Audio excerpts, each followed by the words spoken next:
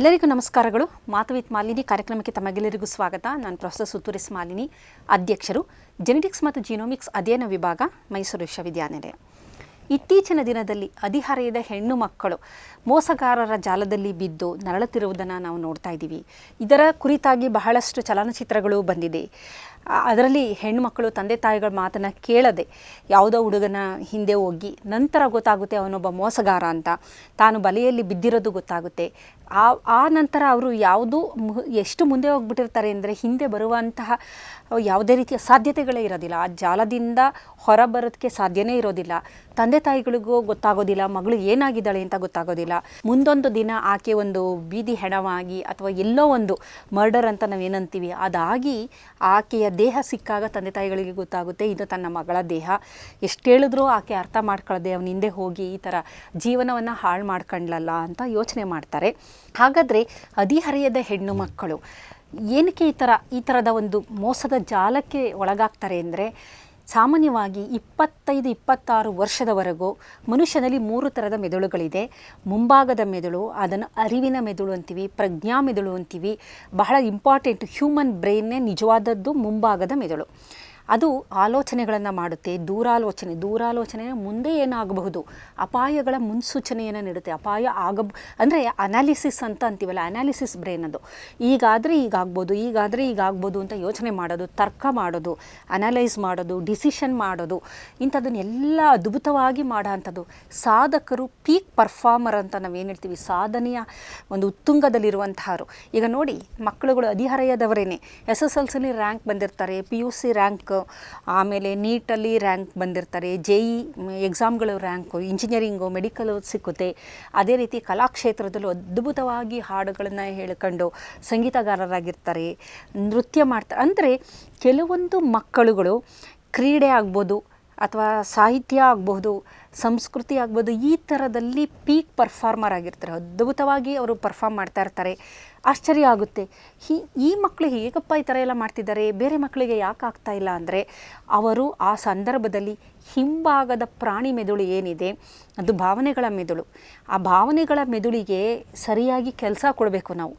ನಮ್ಮ ಮೆದುಳು ಅದಕ್ಕೆ ಹೇಳ್ತಾರೆ ಎಂಟಿ ಮೈಂಡ್ ಇಸ್ ಡೆವಿಲ್ಸ್ ವರ್ಕ್ಶಾಪ್ ಅಂತ.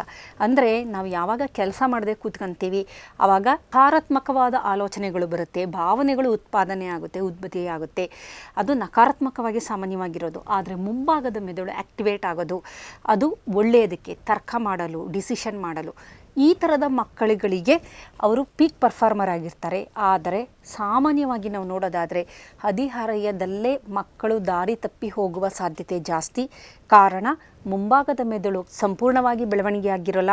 ಹಿಂಭಾಗದ ಭಾವನಾತ್ಮಕ ಮೆದುಳು ಏನಿದೆ, ಸಣ್ಣ ಸಣ್ಣ ಭಾವನೆಗಳಿಗೂ ಅದು ಸ್ಪಂದಿಸ್ತಾ ಇರುತ್ತೆ, ಅದನ್ನೇ ನಿಜ ಅಂತ ನಂಬ್ಕೊಂಡಿರುತ್ತೆ. ಅಂತಹ ಮಕ್ಕಳು, ಹೆಣ್ಣು ಮಕ್ಕಳು ಅಥವಾ ಗಂಡು ಹುಡುಗರು ಆಗಿರ್ಬೋದು, ಇಂತಹ ಭಾವನೆಗಳಿಗೆ ಒಳಗಾಗಿ ಅವರ ಜೀವನವನ್ನೇ ಹಾಳು ಮಾಡ್ಕೊಳ್ತಿರೋದು ಎಲ್ಲರಿಗೂ ಗೊತ್ತಾಗುತ್ತೆ, ಆದರೆ ಅವರಿಗೆ ಗೊತ್ತಾಗೋದಿಲ್ಲ.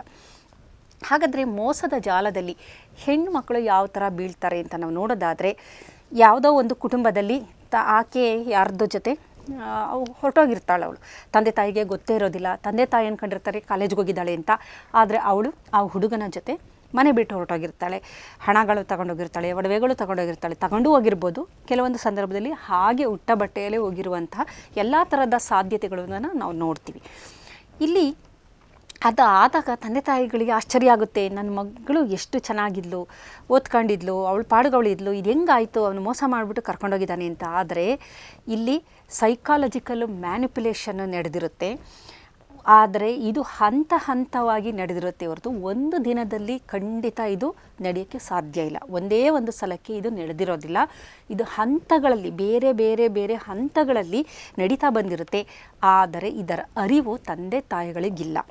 ಯಾವುದೇ ಹೆಣ್ಣು ಮಗು ಮನೆ ಬಿಟ್ಟು ಹೋಗಿದ್ದಾಳೆ, ಯಾರ್ದೋ ಪ್ರೀತಿಯಲ್ಲಿ ಬಿದ್ದಿದ್ದಾಳೆ, ಅವನು ಅದಕ್ಕೆ ಯೋಗ್ಯನಲ್ಲ, ಅವನು ಇವಳಿಗೆ ತಕ್ಕಂಥ ಹುಡುಗ ಅವನು ಅಲ್ಲ. ಅಂಥದ್ರಲ್ಲಿ ಅವಳು ವಿದ್ಯಾಭ್ಯಾಸದ ಬಗ್ಗೆ ಗಮನ ಕೊಡದೆ ಆ ಹುಡುಗನ ಹಿಂದೆ ಹೋಗಿದ್ದಾಳೆ ಅಂತ ಅಂದ ಪಕ್ಷದಲ್ಲಿ ಅದು ಸೈಕಾಲಜಿಕಲ್ ಮ್ಯಾನಿಪ್ಯುಲೇಷನ್ ಅಂತ ನಾವು ಅನ್ಬೋದು. ಒಂದು ದಿನದಲ್ಲಿ ನಡೆದಿಲ್ಲ, ಅದು ಸುಮಾರು ತಿಂಗಳುಗಳ ಕಾಲ, ಕೆಲವು ಸಂದರ್ಭದಲ್ಲಿ ವರ್ಷಗಳೇ ಆಗಿರ್ಬೋದು, ಕೆಲವು ಸಂದರ್ಭದಲ್ಲಿ ತಿಂಗಳುಗಳೇ ಆಗಿರ್ಬೋದು, ಅದು ನಡೆದಿರುತ್ತೆ. ಹಾಗಾದರೆ ಇದು ಯಾವ ಹಂತ ಇದು ಅಂತ ನಾವು ನೋಡೋದಾದರೆ, ಮೊದಲನೆಯ ಹಂತ ಮೋಸಗಾರರು ಮೊದಲನೇದಾಗಿ ಗುರಿ ಇಟ್ಕೊತಾರೆ, ಗುರುತಿಸ್ತಾರೆ. ಯಾರ್ಯಾರನ್ನು ಗುರುತಿಸ್ತಾರೆ ಅಂತಂದರೆ, ಯಾವ ಕುಟುಂಬದಲ್ಲಿ ಕಲಹ ನಡೀತಾ ಇರುತ್ತೆ ಅಂತಹ ಕುಟುಂಬದ ಹೆಣ್ಣು ಮಕ್ಕಳನ್ನು ಅವರು ಟಾರ್ಗೆಟ್ ಮಾಡ್ತಾರೆ. ಜೊತೆಯಲ್ಲಿ ಯಾರು ಒಂಟಿಯಾಗಿರ್ತಾರೆ, ಒಂಟಿತನವನ್ನು ಅನುಭವಿಸ್ತಿರ್ತಾರೆ. ಈಗ ಉದಾಹರಣೆಗೆ ಹೇಳಬೇಕು ಅಂತಂದರೆ, ತಾಯಿ 2ನೇ ಮದುವೆ ಮಾಡ್ಕೊಂಡಿದ್ದಾಳೆ, ಈಕೆಗೆ ಮಲತಂದೆ ಒಂಟಿತನ ಅನುಭವಿಸ್ತಾ ಇದೆ, ಅಥವಾ ಮಲತಾಯಿ ಮಲತಂದೆ ಈ ಥರದ್ದು ಕುಟುಂಬದಲ್ಲಿ ಆಕೆಯ ಬಗ್ಗೆ ಯಾರೂ ಗಮನನೇ ಕೊಡ್ತಾ ಇಲ್ಲ ಅಂದಾಗ ಒಂಟಿತನ ಇರುತ್ತೆ. ಅಂತಹವರು ಮುಖ್ಯವಾಗಿ ಗುರಿಯಾಗ್ತಾರೆ. ಯಾವ ಕುಟುಂಬದಲ್ಲಿ ಸದಾ ಜಗಳ ನಡೀತಾ ಇರುತ್ತೆ, ಕುಟುಂಬ ಕಲಹಗಳು, ಅದು ಆರ್ಥಿಕವಾಗಾಗ್ಬೋದು, ಕುಡುಕ ತಂದೆ ಆಗಿರ್ಬೋದು, ಅಥವಾ ತಾಯಿ ಸರಿ ಇಲ್ಲದೆ ಇರ್ಬೋದು, ಕುಟುಂಬದ ಕಲಹ, ಗಂಡ ಹೆಂಡರು ಈಗೋಯಿಸ್ಟಿಕ್ ಆಗಿ ಜಗಳ ಮಾಡ್ತಾ ಇರ್ತಾರಲ್ಲ, ಅಂತಹ ಮಕ್ಕಳಿಗೆ ಪ್ರೀತಿ ಸಮಾಧಾನ ಬೇಕು ಅಂತ ಅನ್ನಿಸ್ತಾ ಇರುತ್ತೆ. ಹಾಗಾಗಿ ಅಂತಹ ಮಕ್ಕಳು. ಮತ್ತು ಯಾರಿಗೆ ಅವರಿಗೆ ಮನೆಯಲ್ಲಿ ಪ್ರಾಮುಖ್ಯತೆ ಕೊಡ್ತಾ ಇಲ್ಲ, ಉದಾಹರಣೆಗೆ ಆಕೆ ಸ್ವಲ್ಪ ಕಪ್ಪಾಗಿದ್ದಾಳೆ, ಎಲ್ಲ ಅವಳನ್ನ ಕಪ್ಪು ಅಂತ ದೂಷಣೆ ಮಾಡ್ತಿರ್ತಾಳೆ. ಆದರೆ ಯಾರೋ ಒಬ್ಬರು ಇಲ್ಲ ನೀನು ಕಪ್ಪಾದರೂ ನೀನು ತುಂಬ ಚೆನ್ನಾಗಿದೆಯಾ, ಸುಂದರವಾಗಿದೆಯಾ ಅಂದಾಗ ಆ ಕಡೆ ಆಕರ್ಷಣೆ ಹೊಂದೋದು. ಕುಳ್ಳಕ್ಕಿರ್ಬೋದು, ಕಪ್ಪಗಿರ್ಬೋದು, ದಪ್ಪ ಇರಬಹುದು, ಏನೋ ಒಂದು ಕೊರತೆ ಅವರಲ್ಲಿದ್ದಾಗ ಆ ಕೊರತೆಯನ್ನು ಅದನ್ನು ಅಪ್ರಿಷಿಯೇಟ್ ಮಾಡಿ ನಾನು ಅದನ್ನು ಆಕ್ಸೆಪ್ಟ್ ಮಾಡ್ತೀನಿ ಅಂತ ಇನ್ನೊಬ್ಬ ವ್ಯಕ್ತಿ ಬಂದಾಗ ಅವರು ಸುಲಭವಾಗಿ ಆ ಮೋಸದ ಬಳ್ಳಿಗೆ ಬೀಳುವಂತಹ ಸಾಧ್ಯತೆ ಇದೆ. ಆಮೇಲೆ ಅವರಿಗೆ ಹೆಚ್ಚಿನ ಪ್ರಿಫರೆನ್ಸ್ ಕೊಡುವಂತಹದ್ದು, ಅವರನ್ನು ಗುರುತಿಸುವಂಥದ್ದು, ಅವರಿಗೆ ಹೆಚ್ಚಿನ ಪ್ರಿಫರೆನ್ಸ್ ಕೊಡುವಂತಹದ್ದು, ಇಂಥವರೇ ಸಾಮಾನ್ಯವಾಗಿ ಈ ಥರದ ಬಲೆಯಲ್ಲಿ. ಇದರ ಜೊತೆಯಲ್ಲಿ ಯಾರಿಗೆ ಆತ್ಮವಿಶ್ವಾಸ ಇರೋದಿಲ್ಲ, ಮತ್ತು ವಿದ್ಯೆ ಅಂದರೆ ಅವರಿಗೆ ಓದಿನಲ್ಲಿ ಹೆಚ್ಚು ಆಸಕ್ತಿ ಇರೋದಿಲ್ಲ, ಆತ್ಮವಿಶ್ವಾಸದ ಕೊರತೆ, ಇಂತಹ ಮಕ್ಕಳುಗಳೇ ಸಾಮಾನ್ಯವಾಗಿ ಮೋಸಗಾರರ ಬಲೆಗೆ ಬೀಳುವಂತಹ ಮಕ್ಕಳು. ಇದು ಯಾವುದೂ ಇಲ್ಲ ಅಂದ ಪಕ್ಷದಲ್ಲಿ ಅವರ ಒಂದು ಶೈಕ್ಷಣಿಕವಾಗಿ ಅವರು ಚೆನ್ನಾಗೇ ಇರ್ತಾರೆ. ಇದು ಮೊದಲನೇ ಹಂತ. ಇಂಥವ್ರನ್ನ ಹುಡುಕ್ತಾರೆ, ಇದರಲ್ಲಿ ಎಲ್ಲ ಬಲೆಗೆ ಬೀಳ್ತಾರೆ ಅಂತ ಏನಿಲ್ಲ. ಇವರು ಸಾಮಾನ್ಯವಾಗಿ ಹುಡುಕುವಂತಹದ್ದು ವಿಕ್ಟಿಮ್ ಯಾರು ಅಂತಂದರೆ ಇಂತಹ ಮಕ್ಕಳುಗಳನ್ನ. ಇದು ಮೊದಲನೆಯ ಹಂತ. ಇದು ನಡೆಯುತ್ತೆ ಅಂದರೆ ಎಲ್ಲ ಇದರಲ್ಲೂ ಸಕ್ಸಸ್ ಆಗ್ತಾರೆ ಇವರು ಅಂತ ಅಲ್ಲ, ಆದರೆ ಸಾಮಾನ್ಯವಾಗಿ ತುತ್ತಾಗುವಂಥವರು ಈಗ ನಾನು ಹೇಳಿದ ಅಂಶಗಳನ್ನು ಹೊಂದಿರೋ ಅಂಥವ್ರು. 2ನೆಯ ಹಂತದಲ್ಲಿ ವಿಶ್ವಾಸವನ್ನು ಬೆಳೆಸ್ಕೊಳ್ಳೋ ಅಂಥದ್ದು. ಯಾವ ರೀತಿ ಅಂತ ಅಂದರೆ, ಅವರಿಗೆ ನೀನು ಗುಳ್ಳಿಗಿದ್ರೂ ಚೆನ್ನಾಗಿದೆಯಾ ಅಥವಾ ನೀನು ಕಪ್ಪಗಿದ್ರೂ ಚೆನ್ನಾಗಿದೆಯಾ ಅನ್ನೋದು. ಆಮೇಲೆ ಅವರ ತೊಂದರೆಗಳನ್ನು ಕೇಳೋ ಅಂಥದ್ದು, ಸಹಾನುಭೂತಿ ತೋರಿಸೋ ಅಂಥದ್ದು, ಅವರ ಕಷ್ಟಗಳಿಗೆ ಸ್ಪಂದಿಸುವಂತಹದ್ದು, ತುಂಬ ನಾನು ಒಳ್ಳೆಯವನು ಅನ್ನುವ ಥರ ಪ್ರೊಜೆಕ್ಟ್ ಮಾಡ್ಕೊತಾರೆ ಅವರು. ಅವರಿಗೆ ಬೇಕಾದ ತಕ್ಷಣ ಸಹಾಯ ನೀಡುವಂಥದ್ದು, ಅವರ ಕಷ್ಟಗಳು ಕೇಳಿ ಅದಕ್ಕೆ ಸಮಾಧಾನ ಮಾಡುವಂತಹದ್ದು, ಈ ಥರದ ಅವರಲ್ಲಿ ನಂಬಿಕೆಯನ್ನು ಬೆಳೆಸ್ಕೊಳ್ಳೋಕ್ಕೆ ಅವರು ಇದು ಮಾಡ್ತಾರೆ. ಮೊದಲನೇ ಹಂತದಲ್ಲಿ ಡೋಪಮೈನ್ ಬಿಡುಗಡೆ ಆಗ್ತಿರುತ್ತೆ. ಏಕೆಂದರೆ ಹೊಸ ವ್ಯಕ್ತಿ ಅವನು ಇವ್ರ ಬಗ್ಗೆ ಒಂದು ಆಸಕ್ತಿಯನ್ನು ತೋರಿಸ್ತಾ ಇದ್ದಾನೆ ಅಂದಾಗ ಸ್ವಲ್ಪ ಡೋಪಮೈನ್ ಬಿಡುಗಡೆ ಆಗ್ತಿರುತ್ತೆ. ಮತ್ತು ಇವರಿಗೆ ಆ ಅನುಭವಗಳು ಪದೇ ಪದೇ ಬೇಕು ಅಂತ ಅನ್ನಿಸ್ತಿರುತ್ತೆ. ಆ ವ್ಯಕ್ತಿ ಪದೇ ಪದೇ ಅವನ್ನ ನೋಡಬೇಕು, ಅವ್ನು ಮಾತಾಡಬೇಕು, ಅವನ ಜೊತೆ ಇರಬೇಕು, ಅವನ ಜೊತೆ ಇದ್ದಾಗ ಕಂಫರ್ಟಬಲ್ ಫೀಲಿಂಗ್ ಅಂತಂತಾರಲ್ಲ, ಆ ಥರ ಕಂಫರ್ಟಬಲ್ ಫೀಲಿಂಗ್ನ ಅವರು ಕೊಡ್ತಾರೆ. ಕಂಫರ್ಟಬಲ್ ಫೀಲಿಂಗ್ ಕೊಡ್ತಾರೆ. ಅದ್ರ ಜೊತೆಗೆ ಕೆಲವೊಂದು ಗಿಫ್ಟ್ಸ್ಗಳನ್ನ ಕೊಡೋದು, ಸಣ್ಣ ಸಣ್ಣ ಒಂದು ಗಿಫ್ಟ್ಸ್ಗಳನ್ನ ಕೊಡುವಂತಹ ಹಂತ ಅದು ನಡೀತಾ ಬರುತ್ತೆ. ಆ ನಂತರ ಅವರ ಕಷ್ಟಗಳನ್ನು ಕೇಳೋದು, ಸಹಾನುಭೂತಿ ತೋರಿಸೋದು, ತಕ್ಷಣ ಸಹಾಯವನ್ನು ಮಾಡ್ತಾರೆ. ಇದೆಲ್ಲ ಒಂಥರ ಪ್ರೀ ಪ್ಲ್ಯಾನ್ ಥರ ಸಹಾಯವನ್ನು ಮಾಡೋಂಥದ್ದು. ಇದು 2ನೇ ಹಂತದಲ್ಲಿ. ಇದು ಒಂದಷ್ಟು ದಿನ, ಮೊದಲನೆಯದು ಒಂದಷ್ಟು ತಿಂಗಳು ನಡೆಯುತ್ತೆ, ನಂತರ 2ನೇದು ಮತ್ತೊಂದಷ್ಟು ತಿಂಗಳು ನಡೆಯುತ್ತೆ. ಇಲ್ಲೇನು ಮಾಡ್ತಾರೆ ಅಂದರೆ, ಅವರು ನಂತರದ ಹಂತದಲ್ಲಿ ಹೇಳ್ತಾ ಬರ್ತಾರೆ, you are my soulmate ಅಂತ. ನಾವು ಇಂದಿನ ಜನ್ಮದಲ್ಲೂ ಇದು ಆವಾಗಲಿಂದನೂ ನಾನು ನಿನಗೋಸ್ಕರ ಕಾಯ್ತಿದ್ದೀನಿ, ನಿನ್ನ ಬಿಟ್ಟು ನನಗೆ ಬೇರೆ ಬದುಕೇ ಇಲ್ಲ, ನಿನಗೋಸ್ಕರನೇ ನಾನು ಬದುಕ್ತಾ ಇರೋದು, ನೀನೇ ನನ್ನ ಆತ್ಮಸಂಗಾತಿ, ಈ ಥರದ ಮಾತುಗಳನ್ನು ನಿನ್ನ ಬಿಟ್ಟರೆ ನಾನು ಬದುಕೋಕ್ಕೆ ಸಾಧ್ಯನೇ ಇಲ್ಲ ಅನ್ನುವ ಆ ಥರ ವಿಶ್ವಾಸವನ್ನು ಸಂಪೂರ್ಣವಾಗಿ ವಿಶೇಷ ಸಂಬಂಧಗಳನ್ನು ಜೋಡಣೆ ಮಾಡ್ಕೊತ ಬರ್ತಾರೆ. ಇಂಥ ಸಂದರ್ಭದಲ್ಲಿ ಆಕ್ಸಿಟಾಸಿನು ತುಂಬ ಜಾಸ್ತಿ ಬಿಡುಗಡೆ ಆಗುತ್ತೆ. ಈ ಆಕ್ಸಿಟಾಸಿನ್ ಏನು ಮಾಡುತ್ತೆ ಅಂದರೆ, ಇದು ಯಾವ ಥರ ಅಂದರೆ, ಇದು ಲವ್ ಹಾರ್ಮೋನು, ಟ್ರಸ್ಟ್ ಹಾರ್ಮೋನು. ಇದು ಸಂಪೂರ್ಣವಾಗಿ ಆ ವ್ಯಕ್ತಿಯನ್ನು ನಂಬಿಡುತ್ತೆ. ನಂತರ ಯಾರು ಏನೇ ಹೇಳಿದ್ರು ಅವರ ಬಗ್ಗೆ ಅಪನಂಬಿಕೆ ಬರೋದೇ ಇಲ್ಲ. ಈಗ ತಂದೆ ತಾಯಿ ಹೇಳ್ಬೋದು ಇಲ್ಲ ಆ ಥರ ಅಲ್ಲ ಅಂದ್ರೂ ಈಕೆಗೆ ಅಪನಂಬಿಕೆ ಬರೋಲ್ಲ. ಕಾರಣ ಆಕ್ಸಿಟಾಸಿನ್ನು ಪದೇ ಪದೇ ಆ ವ್ಯಕ್ತಿ ಹೇಳಿದಂಥ ಸಂದರ್ಭದಲ್ಲಿ ಹೆಚ್ಚು ಹೆಚ್ಚು ಬಿಡುಗಡೆ ಆಗೋದ್ರಿಂದ it is a trust hormone. Oxytocin ಅನ್ನೋದು ಟ್ರಸ್ಟ್ ಹಾರ್ಮೋನು. ಸಂಪೂರ್ಣವಾಗಿ ಮೆದುಳು ಆ ವ್ಯಕ್ತಿಯನ್ನು ನಂಬಿರೋದ್ರಿಂದ ಯಾರು ಏನೇ ಹೇಳಿದ್ರು ಸಹ ಈಕೆ ಅದನ್ನು ಒಪ್ಪೋದಕ್ಕೆ ತಯಾರಿರೋದಿಲ್ಲ. ಮುಂದಿನ ದಿನದಲ್ಲಿ ಇದನ್ನು ಕಷ್ಟ ಆಗುತ್ತೆ ಅಂದರೂ ಆಗಲಿ ಬಿಡು ಪರವಾಗಿಲ್ಲ, ಐ ವಿಲ್ ಮ್ಯಾನೇಜ್ ಅನ್ನುವ ಒಂದು ಹಂತಕ್ಕೆ ಬರ್ತಾರೆ. ಹಾಗಾಗಿ ಸಂಪೂರ್ಣವಾಗಿ ಸಂಬಂಧಗಳನ್ನು ಕೂಡಿಸುವಂಥ ಹಂತ 3ನೇ ಹಂತ. ಇಲ್ಲೇನಾಗುತ್ತೆ ಅಂದರೆ, ನಾನು ಹೇಳ್ತಾ ಇರುವ ಈ ಎಲ್ಲ ಹಂತಗಳು ಕೆಲವು ದಿನಗಳಾಗ್ಬೋದು, ಕೆಲವು ತಿಂಗಳು ಆಗ್ಬೋದು, ಕೆಲವೊಮ್ಮೆ ವರ್ಷಗಳು ಆಗ್ಬೋದು. ಇದು ವ್ಯಕ್ತಿಯಿಂದ ವ್ಯಕ್ತಿಗೆ ಬದಲಾವಣೆ ಆಗುತ್ತೆ. ವ್ಯಕ್ತಿ, ಅವರ ವಯಸ್ಸು ಎಲ್ಲದರ ಮೇಲೂ ಡಿಪೆಂಡ್ ಆಗಿದೆ. ಒಬ್ಬರಿಗೆ ಆದದ್ದನ್ನು ಜನರಲೈಸ್ ಮಾಡೋಕ್ಕಾಗಲ್ಲ. ಆದರೆ ಇವು ಹಂತಗಳು ಅಂತ ಮೊದಲನೇದಾಗಿ ಗುರುತಿಸೋದು, ವಿಶ್ವಾಸವನ್ನು ಬೆಳೆಸ್ಕೊಳ್ಳೋದು, ನಂತರ ವಿಶೇಷ ಸಂಬಂಧವನ್ನು ಬೆಳೆಸ್ಕೊಳ್ಳೋದು. 4ನೆಯ ಹಂತದಲ್ಲಿ ಏನು ಮಾಡ್ತಾರೆ ಅಂದರೆ, ಅವರು ನಿಧಾನವಾಗಿ ತಂದೆ ತಾಯಿಗಳು ಮತ್ತು ಸ್ನೇಹಿತರಿಂದ ಇವರನ್ನು ದೂರ ಮಾಡ್ತಾ ಬರ್ತಾರೆ. ಏನು ಹೇಳ್ತಾರೆ, ನೋಡು ನಿಮ್ಮ ತಂದೆ ತಾಯಿಗಳು ಇಷ್ಟು ಕೆಟ್ಟವರು, ನಿನಗಿಷ್ಟೆಲ್ಲ ತೊಂದರೆ ಆದರೂ ನಿನ್ನ ಬಗ್ಗೆ ಒಂಚೂರು ಕಾಳಜಿನೇ ಇಲ್ವಲ್ಲ ಅಂತ ತಂದೆ ತಾಯಿಗಳ ಬಗ್ಗೆ ಅವರಲ್ಲಿ ಒಂದು ಬೇಸರದ ಮನೋಭಾವನೆಯನ್ನು ಬಿತ್ತಕ್ಕೆ ಶುರು ಮಾಡ್ತಾರೆ. ಇಷ್ಟೆಲ್ಲ ಆದ್ರೂ ನಿನ್ನ ಬಗ್ಗೆ ಕೇರ್ ಮಾಡ್ತಾ ಇಲ್ಲ, ಮಗಳನ್ನ ಪ್ರೀತಿನೇ ಇಲ್ಲ ನಿನ್ನ ಬಗ್ಗೆ, ಅವರೆಲ್ಲ ಎಷ್ಟು ಆರಾಮಾಗಿದ್ದಾರೆ, ಆದರೆ ನೋಡು ನಿನಗೆಷ್ಟು ತೊಂದರೆ ಆಗ್ತಿದೆ ಅನ್ನುವ ಥರದ ಮಾತುಗಳನ್ನು ಹೇಳ್ತಾ ಬರೋದು. ಮತ್ತು ನಿನ್ನ ಸ್ನೇಹಿತರು ನೋಡು ನೀನು ತುಂಬ ಚೆನ್ನಾಗಿದೆಯಾ ಅಂತ ಅವ್ರಿಗೆಲ್ಲ ಹೊಟ್ಟೆ ಉರಿತಾ ಇದೆ, ಅದಕ್ಕೋಸ್ಕರ ನಮ್ಮಿಬ್ಬರನ್ನ ದೂರ ಮಾಡೋಕ್ಕೋಸ್ಕರನೇ ಅವರು ನಿನಗೆ ಈ ಥರ ಎಲ್ಲ ಹೇಳ್ತಾ ಇದ್ದಾರೆ, ನೀನು ಕಂಡ್ರೆ ಅವ್ರಿಗೆ ಆಗ್ತಾ ಇಲ್ಲ, ನಿನಗೆ ತುಂಬ ಒಳ್ಳೆ ಹುಡುಗ ಸಿಕ್ಕಿದ್ದಾನೆ ಅಂತ ಹೊಟ್ಟೆ ಕಿಚ್ಚು ನಿನ್ನ ಸ್ನೇಹಿತೆಗೆ ಅಂತೇಳಿ ಸ್ನೇಹಿತರನ್ನು ಕೆಟ್ಟವರು ಅಂತ ಬಿಂಬಿಸ್ತಾ ಬರ್ತಾರೆ. ತಂದೆ ತಾಯಿಗಳು ಸಹ ನಿನ್ನ ಬಗ್ಗೆ ಅವರಿಗೆ ಆಸಕ್ತಿ ಇಲ್ಲ ಅನ್ನುವ ಥರ ಆಕೆಗೆ ಇದ್ದಂತಹ ಎಲ್ಲ ಒಂದು ಅಸೋಸಿಯೇಟ್ ಆಗಿರುವಂತಹ ಎಲ್ಲ ಸಂಬಂಧಗಳನ್ನು ನಿಧಾನವಾಗಿ ಕಡಿತ ಮಾಡ್ಕೊಳ್ತಾ ಬರ್ತಾರೆ. ಇದು ನಂತರದ ಹಂತ, 4ನೇ ಹಂತ. ಈ ಹಂತ ಮೋಸ್ಟ್ ಡೇಂಜರಸ್. ಏನಾಗ್ತಾ ಹೋಗುತ್ತೆ ಅಂದರೆ, ಸಂಪೂರ್ಣವಾಗಿ ಆಕೆಯ ಹಿಂಭಾಗದ ಮೆದುಳು, ಅಮೆಗ್ಡೆಲ್ಲ, ಆ ವ್ಯಕ್ತಿಯನ್ನು ನಂತರ ಯಾರು ಎಷ್ಟೇ ಆತನ ಬಗ್ಗೆ ಹೇಳಿದರೂ ಸಹ ನಂಬಲಾರದಂಥ ಸ್ಥಿತಿಗೊಟ್ಟೋಗುತ್ತೆ. ಕಾರಣ ಡೋಪಮೈನ್, ಆಕ್ಸಿಟಾಸಿನ್ನು ಆತನ ಜೊತೆ ಇದ್ದಾಗ ಹೆಚ್ಚು ಹೆಚ್ಚು ಬಿಡುಗಡೆಯಾಗಿರುತ್ತೆ. ಹಾಗಾಗಿ ಯಾರು ಎಷ್ಟೇ ಏನೇ ಹೇಳಿದ್ರು ಆತ ಅದನ್ನು ಹೇಳ್ತಾ ಇರ್ತಾನೆ. ಬ್ರೈನ್ ವಾಶ್ ಅಂತ ಇದನ್ನೇ ನಾವು ಅನ್ನೋದು. ಇಲ್ಲ ಅವರು ಕೆಟ್ಟವರು, ನಿನ್ನ ಸ್ನೇಹಿತೆ ಕೆಟ್ಟವಳು, ಅದಕ್ಕೆ ಅವಳಿಗೆ ಹೊಟ್ಟೆ ಕಿಚ್ಚು ನಿನ್ನ ಬಗ್ಗೆ, ಈ ಥರದ ಮಾತುಗಳನ್ನು ಹೇಳಿ ಅವರನ್ನು ದೂರ ಮಾಡೋದು 4ನೆಯ ಹಂತ.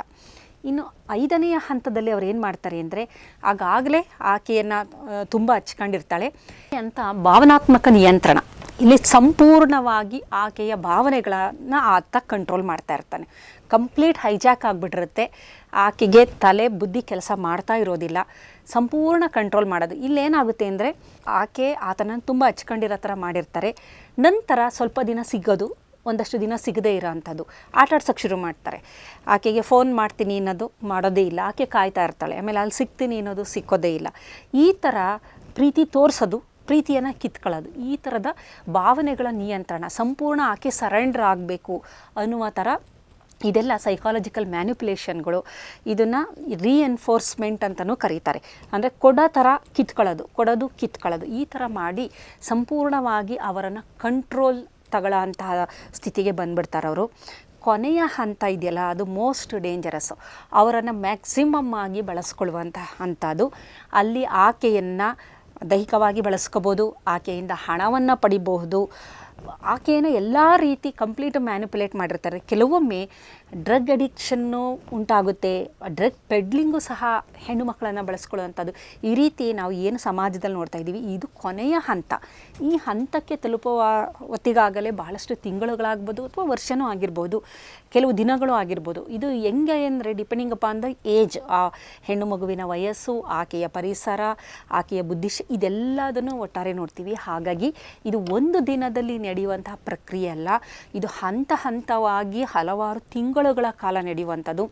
ಯಾವುದೇ ಹಂತದಲ್ಲೂ ಪೋಷಕರು ಇದನ್ನು ಗಮನಿಸಿದಾಗ ಮೊದಲ 2 ಹಂತ ಆದರೆ ಸುಲಭವಾಗಿ ಅವರನ್ನು ಈಚೆ ತಂದುಬಿಡ್ಬೋದು. 3, 4, 5, 6ನೇ ಹಂತ ಅಂದಾಗ ಆಗಲೇ ಅವರು ತಂದೆ ತಾಯಿಗಳಿಂದ, ಸ್ನೇಹಿತರಿಂದ ಅವ್ರನ್ನ ದೂರ ಮಾಡಿರ್ತಾರೆ. ಮತ್ತು ಅವರ ಒಂದು ಆಕ್ಸಿಟಾಸಿನ್ನು ಎಷ್ಟು ನಂಬಿರುತ್ತೆ ಅಂದರೆ, ಆ ವ್ಯಕ್ತಿಯನ್ನು ಸಂಪೂರ್ಣವಾಗಿ ಅವನ ಬಗ್ಗೆ ಯಾರೇ ಏನೇ ವಿಚಾರ ಹೇಳಿದ್ರು ಅದನ್ನು ಒಪ್ಪಿಕೊಳ್ಳುವ ಮನಸ್ಥಿತಿ ಅವರಲ್ಲಿ ಇರೋದಿಲ್ಲ. ಹಾಗಾದರೆ ಇವರನ್ನು ಸರಿದಾರಿಗೆ ತರುವುದು ಹೇಗೆ ಅಂತ ನಾವು ನೋಡೋದಾದರೆ, ಮುಖ್ಯವಾಗಿ ಮಕ್ಕಳನ್ನು, ಅವರ ಮಾತನ್ನು ಕೇಳಬೇಕು, ಅವರಿಗೆ ಅವರ ಕಷ್ಟಗಳನ್ನು ಅರ್ಥ ಮಾಡ್ಕೋಬೇಕು, ಅವರಿಗೆ ಪ್ರೀತಿಯನ್ನು ತೋರಿಸ್ಬೇಕು, ಸರಿಯಾದ ಒಳ್ಳೆ ಸ್ನೇಹಿತರ ಜೊತೆ ಮಕ್ಕಳು ಇದ್ದಾರಾ ಅಂತ ನೋಡಬೇಕು. ಇತ್ತೀಚಿನ ದಿನದ ಒಂದು ಸಾಮಾಜಿಕ ಜಾಲತಾಣದಲ್ಲಿ ಅದರ ಪ್ರಭಾವಕ್ಕೆ ಮಕ್ಕಳು ಒಳಗಾಗ್ತಿದ್ದಾರಾ ಅಂತ ಅದನ್ನು ಗಮನಿಸಬೇಕು. ಮೊದಲೇ ಮಕ್ಕಳಿಗೆ ಇದರಿಂದ ಆಗು ಹೋಗುಗಳ ಬಗ್ಗೆ ಹೆಚ್ಚಿನ ಒಂದು ಅವರಿಗೆ ಮಾಹಿತಿಯನ್ನು ನೀಡಬೇಕಾಗುತ್ತೆ. ಜೊತೆಗೆ ಅವರನ್ನು ಯಾವುದಾದರೂ ಒಂದು ಹವ್ಯಾಸಕ್ಕೆ ಅವರನ್ನು ನಾವು ಪ್ರೋತ್ಸಾಹ ನೀಡಬೇಕು. ಕ್ರೀಡೆ ಆಗ್ಬೋದು, ಸಂಗೀತ ಆಗ್ಬೋದು, ಸಾಹಿತ್ಯ ಆಗ್ಬೋದು, ಯಾವುದಕ್ಕಾದರೂ ಒಂದಕ್ಕೆ ಅವರನ್ನು ನಾವು ಸೇರಿಸಿದಾಗೇನಾಗುತ್ತೆ, ಆ ಸಂದರ್ಭದಲ್ಲಿ ಅಲ್ಲೇ ಅವರಿಗೆ ಈ ಡೋಪಮೈನ್, ಆಕ್ಸಿಟಾಸಿನ್, ಸೆರೋಟೋನಿನ್ ಬಿಡುಗಡೆಯಾಗುವುದು ಕೆಲಸದಿಂದ ಸಿಗುತ್ತೆ. ಯಾವುದೋ ಒಬ್ಬ ವ್ಯಕ್ತಿ ಬೇಕಾಗಿಲ್ಲ, ಅಲ್ಲಿ ಒಂದು ಕೆಲಸದಿಂದನೇ ಅವರಿಗೆಲ್ಲ ದೊರಕೋದ್ರಿಂದ. ಉದಾಹರಣೆಗೆ ಸಂಗೀತ ಆಡಿದಾಗ ಅದು ಯಾರೋ ಅವರ ಬಗ್ಗೆ ಮೆಚ್ಚುಗೆಯನ್ನು ಸೂಚಿಸಿದಾಗ ಏನಾಗುತ್ತೆ, ಡೋಪಮೈನ್ ರಿಲೀಸ್ ಆಗುತ್ತೆ. ಸಂಗೀತದಲ್ಲೇ ತಲ್ಲೀನರಾದಾಗ ಆಕ್ಸಿಟಾಸಿನ್ನು, ಸೆರೋಟೋನಿನ್ ಇವೆಲ್ಲ ಬಿಡುಗಡೆ ಅಲ್ಲೇ ಆಗೋದ್ರಿಂದ ಒಂದು ವ್ಯಕ್ತಿ ಕೊಡುವಂಥದ್ದನ್ನು ಒಂದು ಹವ್ಯಾಸನೆ ನೀಡೋದ್ರಿಂದ ಕಂಪ್ಲೀಟಾಗಿ ಅವರು ಒಂದು ಸಕಾರಾತ್ಮಕವಾಗಿ ಆರೋಗ್ಯಯುತವಾದ ಒಂದು ಹವ್ಯಾಸಗಳನ್ನು ಹೊಂದಿರ್ತಾರೆ. ಹಾಗಾಗಿ ಇಲ್ಲಿ ಪೋಷಕರ ಪಾತ್ರ ಬಹಳ ಮುಖ್ಯ. ಪೋಷಕರು, ಸ್ನೇಹಿತರು, ಶಿಕ್ಷಕರು ಎಲ್ಲರೂ ಒಟ್ಟಾಗಿ ಸೇರಿ ಮಾಡುವಂಥದ್ದು. ಇದರ ಬಗ್ಗೆ ಹೆಚ್ಚಿನ ಗಮನವನ್ನು ಹರಿಸದಿದ್ದ ಪಕ್ಷದಲ್ಲಿ ಕುಟುಂಬದಲ್ಲಿ ಹದಿಹರೆಯದ ಮಕ್ಕಳುಗಳು ದಾರಿ ತಪ್ಪುವ ಸಾಧ್ಯತೆಗಳು ಇತ್ತೀಚಿನ ದಿನದಲ್ಲಿ ಬಹಳ ಹೆಚ್ಚು. ಕಾರಣ ಸೋಷಿಯಲ್ ಮೀಡಿಯಾದಿಂದನೇ ಹೆಚ್ಚಾಗಿ ಕನೆಕ್ಟ್ ಆಗುವಂಥದ್ದು, ಮಕ್ಕಳುಗಳು ಹಾಳಾಗುವಂಥದ್ದು, ಅದರಲ್ಲಿ ನೋಡುವುದು ಎಡಿಟ್ ಆಗಿರೋ ಅಂಥದ್ದನ್ನು ನೋಡಿ ಜೀವನ ಆ ಥರ ಅಂತ ಕಲ್ಪನೆ ಮಾಡ್ಕೊಳ್ಳೋದು, ಇದೆಲ್ಲ ನಡೆಯೋದ್ರಿಂದ ವೈಜ್ಞಾನಿಕವಾಗಿ ನಾವು ನೋಡೋದಾದರೆ ಹಾರ್ಮೋನುಗಳ ಇಂಬ್ಯಾಲೆನ್ಸ್ ಇರುತ್ತೆ. ಅದನ್ನು ಸರಿಯಾದ ರೀತಿಯಲ್ಲಿ ನಾವು ಚಾನಲೈಸ್ ಮಾಡಿದ್ರೆ ಮಾತ್ರ ಮಕ್ಕಳನ್ನು ನಾವು ಸರಿದಾರಿಗೆ ತೆಗೆದುಕೊಂಡು ಹೋಗಬಹುದು. ಹದಿಹರೆಯದ ಮಕ್ಕಳನ್ನು ಈ ಒಂದು ಮೋಸಗಾರರ ಜಾಲಕ್ಕೆ ಬೀಳದಿದ್ದ ಹಾಗೆ ಇನ್ನೂ ಹಲವಾರು ಅಂಶಗಳಿದೆ. ಬಹಳ ಮುಖ್ಯವಾಗಿ ನಿದ್ರೆ ಮತ್ತು ಆಹಾರ. ಮಗು ತನ್ನ ಒಂದು ಶೈಕ್ಷಣಿಕವಾಗಿ ಏನೋ ಒಂದು ಪ್ರಗತಿ ಸಾಧಿಸಬೇಕು ಅನ್ನೋ ಒಂದು ನಿಟ್ಟಿನಲ್ಲಿ ಏನು ಮಾಡುತ್ತೆ ಅಂದರೆ ರಾತ್ರಿ ಎಲ್ಲ ಓದುವಂಥದ್ದು, ಬಹಳ ಕಷ್ಟಕರವಾದ, ಅವ್ರಿಗೆ ಇಷ್ಟ ಇಲ್ಲದಿದ್ದರೂ ಆ ಸಬ್ಜೆಕ್ಟ್ಗಳನ್ನು ತಂದೆ ತಾಯಿಗಳು ಕೊಡಿಸಿರ್ತಾರೆ. ಈಗ ಆ ಹುಡುಗನಿಗೆ ಇಂಜಿನಿಯರಿಂಗ್ ಬೇಕಾಗಿಲ್ಲ, ಆದರೆ ಬಲವಂತವಾಗಿ ಅದನಿಗೆ ಕೊಡಿಸೋದು. ಆ ಹುಡುಗಿಗೆ ವೈದ್ಯ ಆಗಬೇಕು ಅಂತ ಮನಸ್ಸಿರೋಲ್ಲ, ಆಕೆಗೆ ಇಂಜಿನಿಯರಿಂಗ್ ಇಷ್ಟ, ಆದ್ರೂ ತಂದೆ ತಾಯಿ ಇಬ್ಬರೂ ವೈದ್ಯರು, ಹಾಗಾಗಿ ನೀನು ವೈದ್ಯ ಆಗಬೇಕು. ಈ ಥರದ ಸಂದರ್ಭದಲ್ಲಿ ಏನಾಗುತ್ತೆ ಅಂದರೆ ಆ ಮಗುವಿಗೆ ಪರ್ಫಾರ್ಮ್ ಮಾಡೋಕ್ಕೆ ಆಗದಿದ್ದ ಸಂದರ್ಭದಲ್ಲಿ ನಿದ್ರಾಹೀನತೆಯು ಸಹ ಮೆದುಳಿನ ಹಾರ್ಮೋನ್ ವೇರಿಯೇಷನ್ ಮಾಡುತ್ತೆ. ಯಾವುದು ಸರಿ ಯಾವುದು ತಪ್ಪು ಎನ್ನುವ ನಿರ್ಧಾರ ಸರಿಯಾಗಿ ತೆಗೆದುಕೊಳ್ಳೋಕ್ಕೆ ಸಾಧ್ಯ ಆಗೋದಿಲ್ಲ. ನಿದ್ರೆಯ ಹೊರತಾಗಿ ಆಹಾರ, ಅದರಲ್ಲೂ ಪ್ರಮುಖವಾಗಿ ನಮ್ಮ ನರಕೋಶಗಳನ್ನು ಸದೃಢವಾಗಿ ಮಾಡುವಂತಹ ಆಹಾರಗಳಾದ ಒಮೆಗಾ 3 ಫ್ಯಾಟಿ ಆ್ಯಸಿಡ್ಗಳಾಗಿರಬಹುದು, ಪ್ರೋಟೀನ್ಯುಕ್ತ ಆಹಾರಗಳಾಗಿರಬಹುದು, ಮತ್ತು ಅದರ ಜೊತೆಗೆ ಒಂದು ವಿಟಮಿನ್ಗಳು, ಮಿನರಲ್ಸ್ ಇರೋಂಥದ್ದು, ಖನಿಜಾಂಶಗಳು, ಈ ಥರದ್ದು ಮೊಟ್ಟೆ, ಮೀನು, ಹಾಲು, ಸೋಯಾ, ಜೊತೆಗೆ ಒಮೆಗಾ 3 ಫ್ಯಾಟಿ ಆ್ಯಸಿಡ್, ಇವುಗಳೆಲ್ಲ ಅಂದರೆ ಒಂದು ಸಮತೋಲನದ ಆಹಾರವನ್ನು ನಾವು ಮಕ್ಕಳಿಗೆ ನೀಡ್ತಾ ಬಂದರೆ ಅವರ ದೈಹಿಕ ಆರೋಗ್ಯ ಚೆನ್ನಾಗಿರುತ್ತೆ, ಒಳ್ಳೆಯ ನಿದ್ರೆ ಸಿಕ್ಕುತ್ತೆ, ಒಳ್ಳೆಯ ಪೋಷಕಾಂಶಯುಕ್ತ ಆಹಾರ ಸಿಕ್ಕೋದ್ರಿಂದ ಮಕ್ಕಳು, ಅವರ ಮೆದುಳು ಅಂದರೆ ಸರಿಯಾದ ರೀತಿಯಲ್ಲಿ ಅದು ಸಮಸ್ಥಿತಿಯಲ್ಲಿ ಇರುತ್ತೆ ಅಂತಲೇ ಹೇಳ್ಬಹುದು. ಜೊತೆಯಲ್ಲಿ ಕೆಲವು ಮಕ್ಕಳಿಗೆ ಮಾನಸಿಕ ತೊಂದರೆಗಳು ಇರುತ್ತೆ, ಆತಂಕ ಇರುತ್ತೆ, ಭಯ ಇರುತ್ತೆ, ಫೋಬಿಯಾ. ಎಷ್ಟೋ ಮಕ್ಕಳಿಗೆ ಫೋಬಿಯಾ ಇರುತ್ತೆ. ಅದನ್ನು ಯಾರೋ ನಿವಾರಣೆ ಮಾಡ್ತಾರೆ ಅಂದರೆ ಅವರ ಪಾಲಿಗೆ ಅವನೇ ದೇವ್ರ ಥರ ಆಗೋಗ್ತಾರೆ. ಹಾಗಾಗಿ ಡಿಪ್ರೆಷನ್ನು, ಖಿನ್ನತೆಯಲ್ಲಿರ್ತಾರೆ. ಇಂತಹ ಸಂದರ್ಭದಲ್ಲಿ ಅದನ್ನು ಗುರುತಿಸಿ ತಂದೆ ತಾಯಿಗಳು ಸೂಕ್ತ ಚಿಕಿತ್ಸೆಯನ್ನು ಆ ಮಕ್ಕಳಿಗೆ ನೀಡದಿದ್ದ ಪಕ್ಷದಲ್ಲಿ ಈ ಥರ ಮೋಸಗಾರರ ಬಲೆಗೆ ಬೀಳುವ ಸಾಧ್ಯತೆಗಳು ಇದೆ. ಎಷ್ಟೋ ಸಂದರ್ಭದಲ್ಲಿ ಇತ್ತೀಚಿನ ದಿನದಲ್ಲಿ ವಿಚ್ಛೇದನ ಅನ್ನೋದು ಸರ್ವೇ ಸಾಮಾನ್ಯ ಆಗ್ತಾ ಇದೆ. ಸಿಂಗಲ್ ಪೇರೆಂಟ್ ಅಂತ, ಆ ಹೆಣ್ಣು ಮಗುವಿಗೆ ತಂದೆ ಇರೋದಿಲ್ಲ, ತಾಯಿ ಮಾತ್ರ ನೋಡ್ಕೊತಾ ಇರ್ತಾರೆ. ಅಥವಾ ಆ ಹೆಣ್ಣು ಮಗುವಿಗೆ ತಾಯಿ ಇರೋದಿಲ್ಲ, ತಾಯಿ ಡೈವರ್ಸಿ ಮದುವೆಯಾಗಿ ಬೇರೆಯವ್ರ ಜೊತೆ ಇರ್ತಾರೆ, ತಂದೆ ಮಾತ್ರ ನೋಡ್ಕೊಳ್ಳೋದು. ಇಂಥ ಸಂದರ್ಭದಲ್ಲಿ ಆಕೆಗೆ ತಂದೆಯ ಪ್ರೀತಿ ಅಥವಾ ತಾಯಿಯ ಪ್ರೀತಿ ಯಾವುದರಿಂದನೂ ವಂಚಿತಳಾಗಿರುವಂತಹ ಸಂದರ್ಭದಲ್ಲೂ ಸಹ ಒಂದು ಮಾನಸಿಕ ಖಿನ್ನತೆಗೆ ಒಳಗಾಗಬಹುದು.